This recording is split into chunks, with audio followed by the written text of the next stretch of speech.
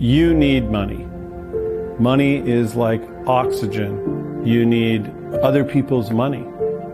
You need to stay in the game. And in order to get where you want to go, you need it now. How are you going to get this without giving up what you really care about? The creative control, the financial control. There's a lot of players out there. Who can you trust to give you the actionable, practical advice that is necessary to get to where you want to go? Who's real? Being a startup founder today isn't that different than it was over 100 years ago when they had a big dream and a vision. Ernest Shackleton, the famous explorer, famously placed an ad in a London newspaper to try and encourage others to join him on the journey.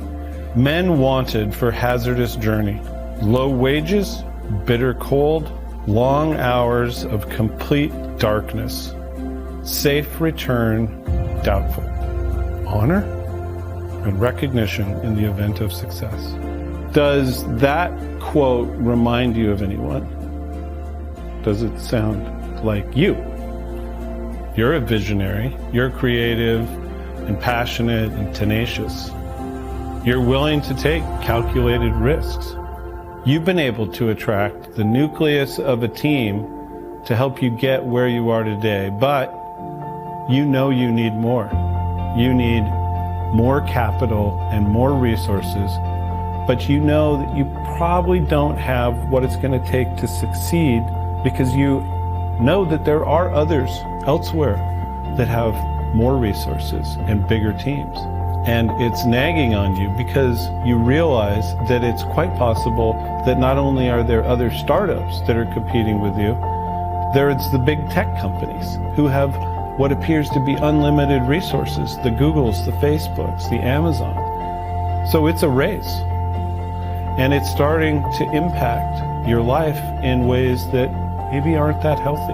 And it's starting to impair some of your personal relationships. So what you're starting to wonder is there a better way? The ideal state would be a situation where you have enough gas in the tank to be able to attract, retain, and motivate the very best and brightest people. The question is, how are you going to build it? How are you going to make it real? You're going to probably need other people's money. It exists. The only question is, how are you going to get it? There's lots of different sources of capital. Being a tech startup founder can be a lonely journey, but you're not alone. Actually, there's other people like you who are on a similar journey, a similar quest around the world. Maybe some in your local community. The question is, can you get access, and are you willing to share and learn from others, your peers? Is there someone who can help facilitate that, to give you the access you need to the knowledge and the expertise and the networks in order to help you do what you need to do, but do it faster and more efficiently? Imagine you were part of a group that included others just like you, other passionate, innovative entrepreneurs who have a similar belief that venture finance matters, that cash and liquidity is like oxygen, and that if you don't have enough oxygen, you die. And how is that group going to operate? It needs a facilitator. And the facilitator needs to be somebody who's been there and done that and can get people to focus on the right issues. So this group would work together. Everyone's got their own journey, sure, but within this peer network and what is effectively a neural network, the group can share what it knows to achieve possibly group genius, right? Because everybody knows that through the wisdom of crowds, the crowd usually has the right answer. And that's what this is about. It's about tapping into that collective, diverse knowledge to create the right strategies and execute those strategies to help you get collectively and individually to your ideal state. It's about becoming investor ready. Now, what can the group do? Well, everyone else in the group has a similar issue, and they also have their own network. So within the group, you're sharing information. Obviously, everybody's reading the same blogs, you're viewing the tutorials, you understand the term sheet battles, and you viewed how that works. But collectively, you're using the toolkit. Deals get sold, not bought. And you have an offer or maybe several offers that are going to be customized. Then you need to take that offer on the road. It's possible you live in a place where it has all the capital that you need. Maybe you live in Silicon Valley. But if you don't, you're probably going to have to take this offer and market it in multiple jurisdictions on a road trip, face to face. And that's a huge investment of time and money, travel expense. We're talking maybe at least 50% of the CEO's time of 3 to 6 months in order to be able to successfully tell the story, negotiate, and close the financing. Hi, my name is Brad Furber, and for the last 30 years, I've been involved on just about every side of the wide world of venture finance. I've negotiated deals as a U.S. corporate and securities lawyers in connection with more than 50 mergers and acquisitions, public and private, and I've been involved on both sides of 10 public offerings. Now, during the dot-com boom years and the bust years from 1995 to 2005, I represented a lot of founders and funders in connection with more than 150 angel and VC-backed deals, mostly tech deals. And I was recognized at one point by my peers in Seattle as one of the top 10 business lawyers. Although corporate finance and securities practices does give you a front row seat at the table in connection with deal making, I was always curious what it would be like to actually be in the driver's seat. So on my 41st birthday, I resigned my equity partnership with a Global 100 law firm to join one of my small startup clients, a fledgling consumer internet startup, initially as its president and later as CEO. And over the next 4.5 years, I learned a lot about tech startup operations, including the pros and cons of bootstrapping versus raising outside capital, especially if you want to finance innovation and growth. Rather than raising outside capital, our company decided to achieve a liquidity event by selling to a publicly traded company. And that's when I decided to engage in the full-time pursuit of being a professional advisor and an angel investor in startup and emerging growth companies around the world as a global expat, first residing in Denmark, then Australia, short stint back in the USA, and now for the last 3 years in Switzerland. And over the past 25 years, I've made equity investments directly or as an angel in a limited partner in quite a few different venture capital firms in more than 150 startups. I also spent 3 very interesting years working in Australia for one of the top research-intensive universities in the world as the founding business leader, designing, launching, and operating a cross-faculty innovation center. Since moving to Switzerland in late 2017, I've narrowed my focus to serving as a strategic startup advisor on a very selective basis, including chairing and serving on multiple advisory boards. And I also do still continue to provide some legal services to a handful of clients. Helping visionary entrepreneurs and promising young companies find and raise the capital they need to fund their dreams, to take that dream and make it a reality, something that can change an entire industry or even the world, that's my passion and that's my life's work.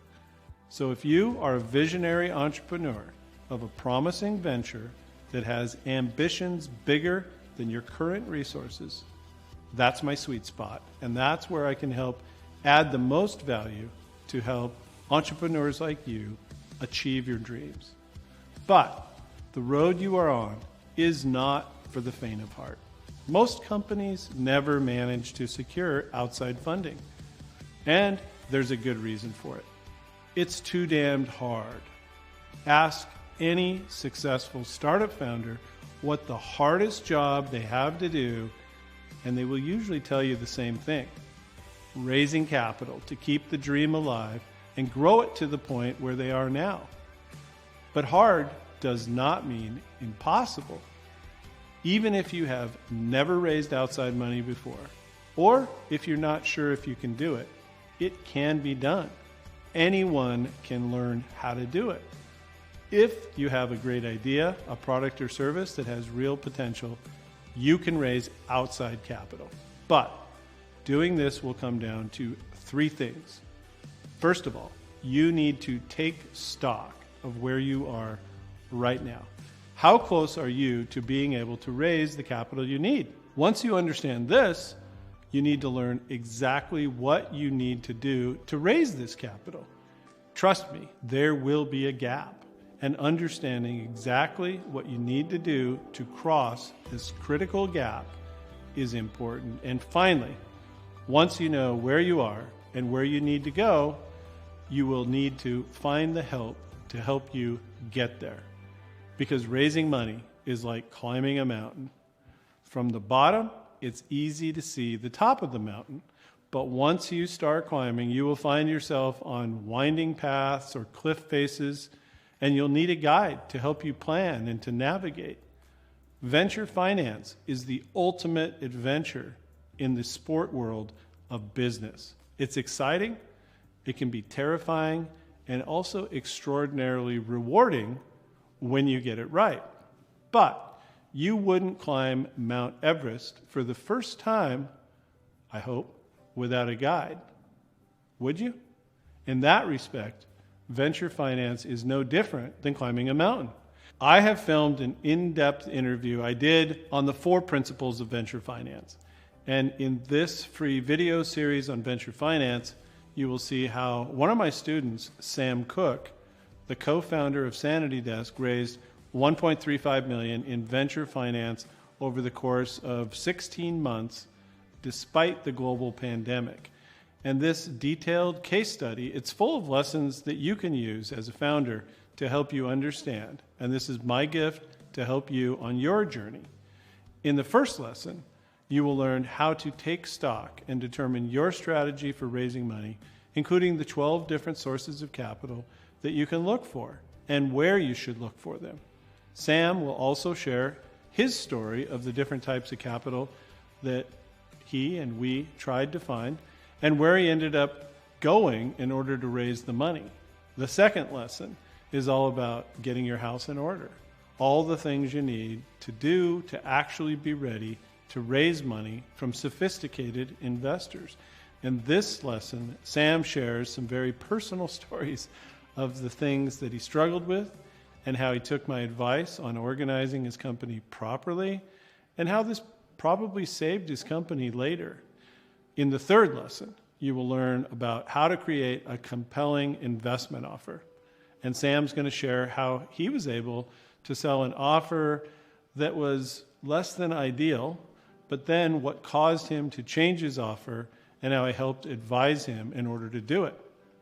Fixing his offer made all the difference in raising the money. In the last lesson, you will learn about go-to-marketing and the journey ahead of you. How long will it take you to raise the money?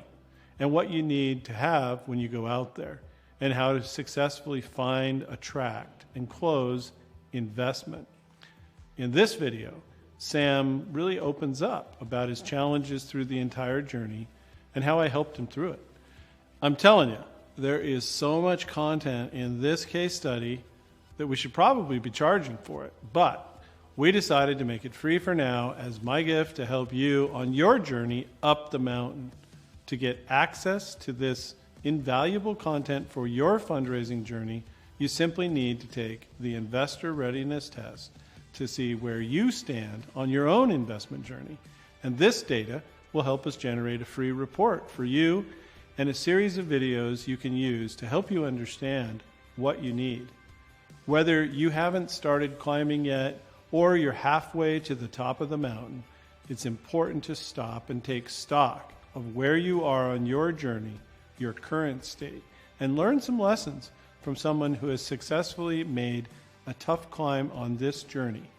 You will also get a chance during these videos to see how I might be able to help you on your journey to raise the money that you want and you need. So go ahead, click on the link below this video, take the Venture Finance Readiness Test, enter your contact details, and watch this case study. We'll be right here waiting for you on the other side.